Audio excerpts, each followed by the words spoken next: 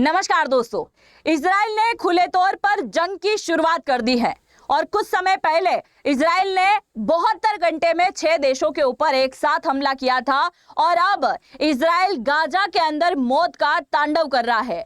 आप सभी को मैं बता दूं कि पिछली रात यानी कि मंगलवार की रात को इजराइल ने हवाई और जमीनी हमले करना शुरू कर दिया है गाजा के अंदर, जिसमें 41 से ज्यादा लोगों की मौत हो गई है, 1000 से ज्यादा लोग यहां पर घायल हैं और लाखों की संख्या में लोग बेघर हो चुके हैं, यानी कि अपने घरों को छोड़ने पर मजबूर है। अब सबसे बड़ा सवाल ये आता है कि अगला नंबर पाकिस्तान का हो सकता है, क्योंकि कल जब बैठक हुई थी 50 मुस्लिम देशों की, उसमें पाकिस्तान बड़ा बुरी तरीके से बौखला रहा था और उछल कूद करते हुए केवल एक ही बात बोल रहा था कि अब सब मुस्लिम देशों को एक होने की जरूरत है, नाटो देश जैसी फोर्स बनाने की जरूरत है और इजराइल को सबक सिखाने की जरूरत है। तो क्या अगला नंबर पाकिस्तान का होगा या फिर अगला नंबर तुर्की का होने वाला है? तो आइए जानते हैं इन सब के बारे में। मेरा नाम है अंजलि और मैं आप सभी का स्वागत करती हूं एग्जाम नारी के यूट्यूब प्लेटफॉर्म पर। सबसे पहले आप यहां पर देखिए कि कई सारे लोगों की मौत हो चुकी है और हवाई हमले भी हुए हैं,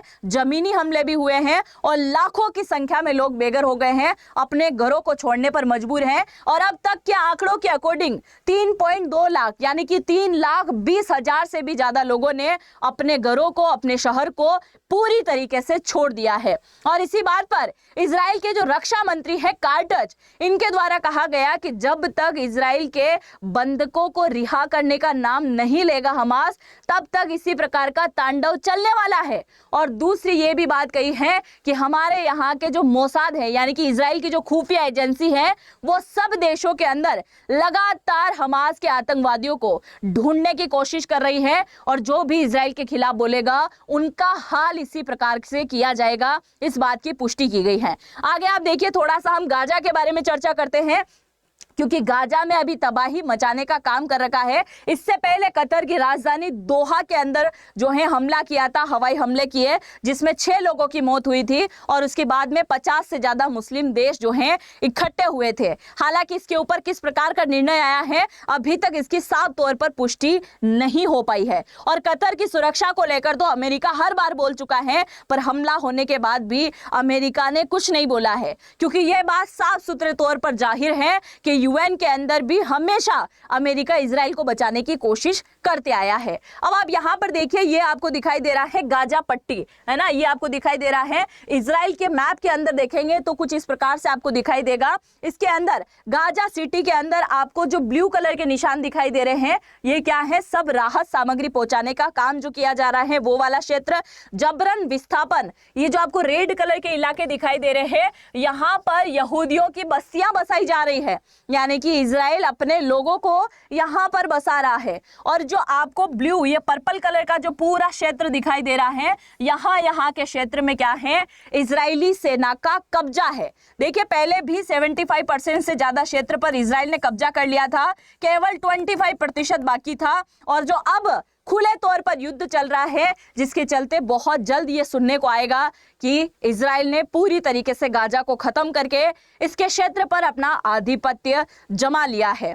अब एक तरफ है अरब देश और बहुत सारे देश जो कि मुस्लिम देश है, और एक तरफ है अकेला इजराइल जो कि अभी तक इसकी जंग जारी है।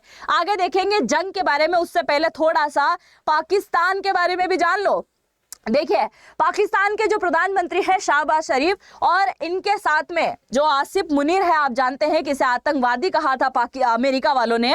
आसिफ मुनीर और शहबाज शरीफ दोनों के दोनों कहाँ जाने वाले हैं? 25 तारीख को अमेरिका जाने वाले हैं। और अमेरिका क्या लेने जा रहे हैं? ये तो संयुक्त राष्ट्र महासभा की बैठक होनी है, उसके लिए जा रहे हैं और मुलाकात करेंगे अमेरिकी राष्ट्रपति डोनाल्ड ट्रंप से, और वहां पर भीख मांगने की शुरुआत करने वाले हैं, क्योंकि वहां जाते से ही सबसे पहली बात करेंगे कि हमारे यहां पर बाढ़ आ गई है, इसलिए हमें भीख दे दो। और दूसरा, आने वाले टाइम में पाकिस्तान की पुश्ते ये ना पड़े कि हमारे यहाँ पर एक सिंधु नदी बहा करती थी, तो वो भी उसके लिए भी बात करना पड़ेगा, क्योंकि पानी देने का नाम नहीं ले रहा है भारत।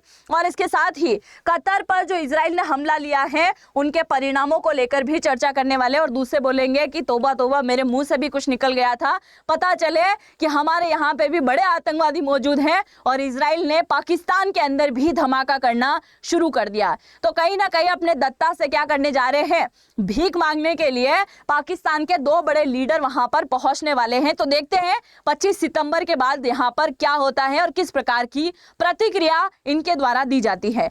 आगे आप देखिए, अब तुर्की के मन में एक बहुत बड़ा डर सता रहा है कि इजराइल कतर के बाद में अगला नंबर इसका नहीं लगा दे कहीं, और यह डर सताना वाजिब भी है। आप जरा सुनिए, थोड़ा सा मैं आपको यहां पर बता दूं, हुआ क्या है कि इजराइल और तुर्की एक समय में बहुत अच्छे मित्र हुआ करते थे, पर 2000 के आसपास तो अच्छे मित्र थे, पर 2008 के अंदर जब पहली बार गाजा के ऊपर इजराइल ने अटैक किया तो गाजा का समर्थन किया था किसके द्वारा, तुर्की के द्वारा।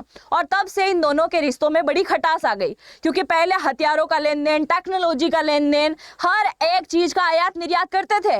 तुर्की और इजराइल काफी अच्छे दोस्त हुआ करते थे, पर अब ये दोस्त नहीं है। आगे मैं आपको बताने वाली हूं कि तुर्की के राष्ट्रपति ने इजरायली पीएम बेंजामिन नेतन्याहू के बारे में क्या कहा था, उसके बारे में जानेंगे। पर अब सबसे बड़ा सवाल यह है कि आखिरकार इजराइल तुर्की के ऊपर अटैक ना कर दे, ये डर क्यों सता रहा है। तो मैं आपको एक स्टेटमेंट याद दिलाती हूं।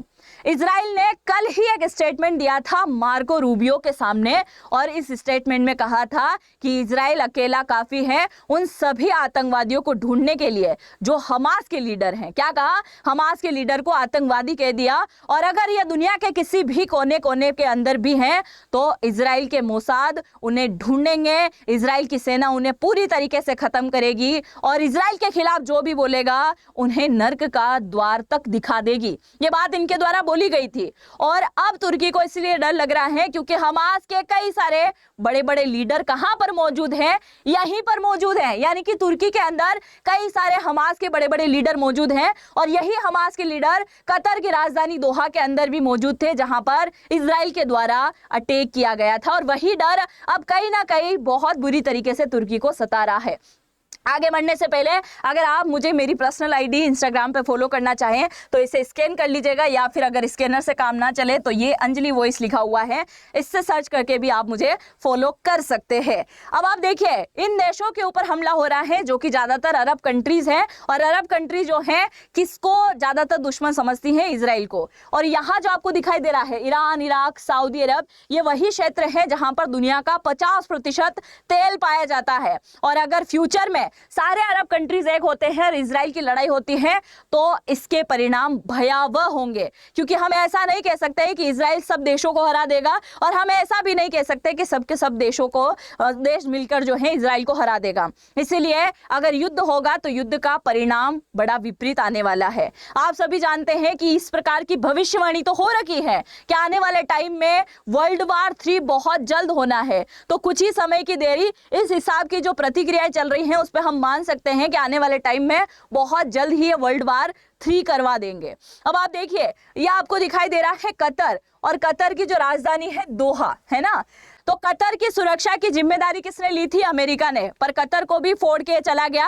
और अब तुर्की जो है कहीं ना कहीं इस बात को सोचता है कि हमारी सुरक्षा कौन करेगा, अमेरिका करेगा, क्योंकि तुर्की के मन में एक बहुत बड़ी बात है कि हम तो 31 देशों में से एक हैं, और 31 देशों का अर्थ होता है नाटो का सदस्य होना। और अगर ये नाटो का सदस्य है तो शायद इजराइल इसके ऊपर अटैक ना करे, पर अभी के लिए केवल हम ये बात मान सकते हैं कि पूरा तुर्की अलर्ट मोड पर है, इसलिए शायद यह हमला ना करे।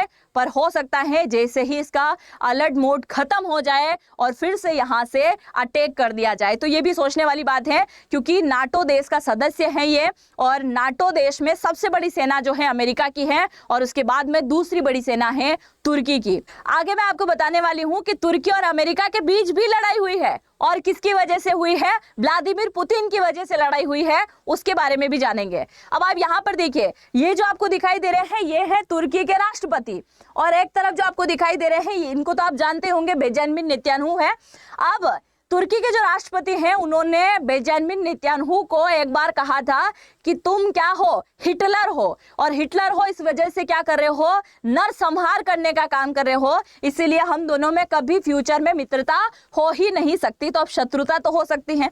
अब आप देखिए, मैंने आपको बोला था कि तुर्की और अमेरिका भी आपस में कहीं ना कहीं अनबन चल रही है, और उसके पीछे का रीजन है S-400, क्योंकि 2019 के अंदर रशिया से तुर्की ने S-400 खरीदा था, जिसका बड़ा विरोध किया था अमेरिका ने, और अमेरिका ने बोला था जब तुम्हें रशिया का S-400 चाहिए तो तुम हमसे थर्ड मांग सकते थे, अमेरिका का एयर डिफेंस सिस्टम है थर्ड, वो तुम मांग सकते थे, हम दे देते, पर तुमने नहीं मांगा, तुमने रशिया से मांगा है, इसीलिए तुमको जो हमने F-35 प्रोवाइड करा रखा है उससे वापस जरा तुर्की से अमेरिका भेजने की कोशिश करो। ऐसी बात तक हो गई थी, और अभी भी यही चल रहा है कि 2024-25 में ये बात बहुत ज्यादा पुरजोर पकड़ रही है।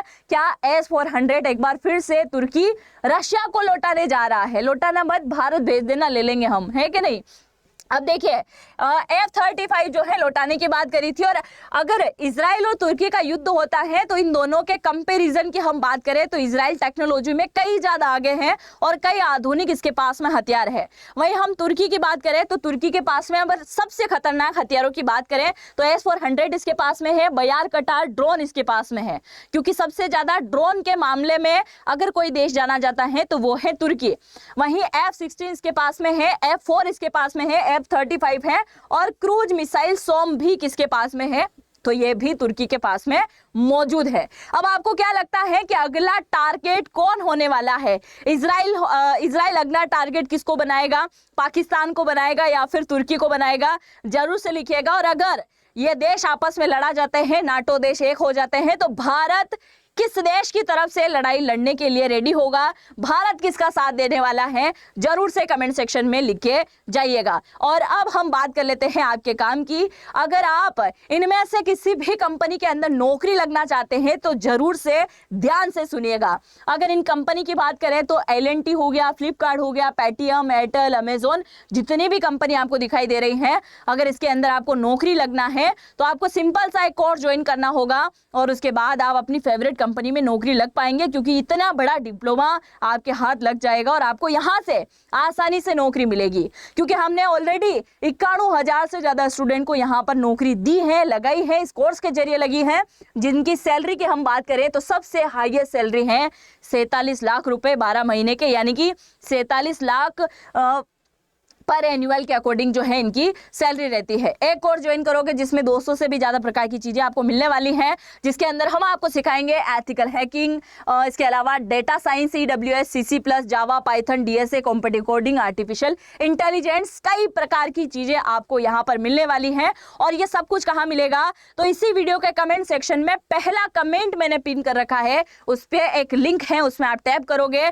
तो एक फॉर्म ओपन होगा, और उस फॉर्म के अंदर अपना नाम आपको लिखना है, ईमेल आईडी आपको डालना है, और यहां पर एक डिस्काउंट कोड डालना होगा AN50, जिससे 50% डिस्काउंट आपको यहां पर मिल जाए। तो आज ही ज्वाइन कर लीजिएगा, AN50 कोड लगाते हुए आपको यहां पर अच्छा खासा डिस्काउंट मिलेगा, और ये लिमिटेड टाइम के लिए है, तो आज ही ज्वाइन कीजिएगा। चैनल पे पहली बार विजिट किए हैं तो सब्सक्राइब करना तो बिल्कुल भी मत भूलिएगा, और हम मिलते हैं नेक्स्ट वीडियो में। तब तक के लिए बहुत बहुत धन्यवाद। जय हिंद, जय भारत।